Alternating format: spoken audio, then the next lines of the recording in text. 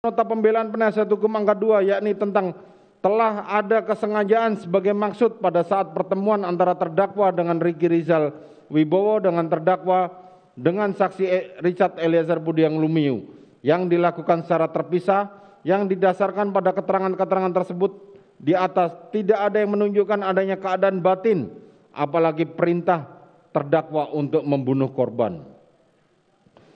Bahwa terhadap pembahasan tentang hal-hal yang tertuang dalam pembelaan penasihat hukum terdakwa ini sudah pernah dilakukan pembahasan sebelumnya, yakni terhadap keterangan terdakwa yang tidak punya niatan untuk membunuh korban Yosua dan hanya mengatakan kepada saksi Ricky Rizal dan saksi Richard Eliezer untuk membackup terdakwa. Menurut majelis, hal tersebut hanyalah bantahan kosong belaka, mengingat apabila yang dimaksudkan sebagai niat atau kehendak terdakwa hanya membackup saja, maka instruksi itu hanya cukup pada saksi Ricky Rizal Wibowo dan terdakwa tidak perlu mencari pemeran pengganti. Kami ulangi, tidak perlu mencari pemeran pengganti. Begitu saksi Ricky Rizal Wibowo mengatakan tidak sanggup menembak korban Nofriansah Yosua Huta Barat karena tidak kuat mental. Akan tetapi faktanya justru memanggil saksi Richard untuk mewujudkan kehendaknya membunuh korban Yosua Huta Barat. Menimbang bahwa oleh karenanya menurut majelis hakim nota pembelaan penasihat hukum angka 2 ini patut dikesampingkan pula. Menimbang bahwa hal yang dinyatakan penasihat hukum angka 3 dan 4 ini menyangkut dan berkaitan dengan keterangan saksi Richard Eliezer Budiang Lumiu dalam memberikan keterangan tentang kesalahan terdakwa tidak disandarkan pada alat bukti lain atau tidak ada persesuaian dengan keterangan-keterangan saksi lainnya, sehingga keterangan saksi Richard Eliezer ini merupakan keterangan yang berdiri sendiri. Sebagaimana nota pembelaan penasihat hukum halaman 120 sampai 125.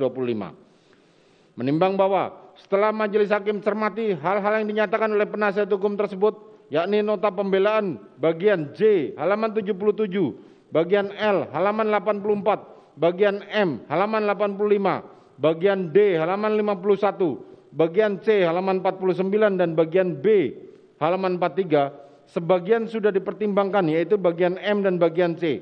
Sedangkan bagian pembahasan lainnya setelah diteliti pembelaan tersebut lebih didasarkan pada persesuaian keterangan saksi Ricky Rizal Wibowo, saksi Kuat Ma'ruf dan terdakwa yang juga telah dipertimbangkan dalam putusan ini.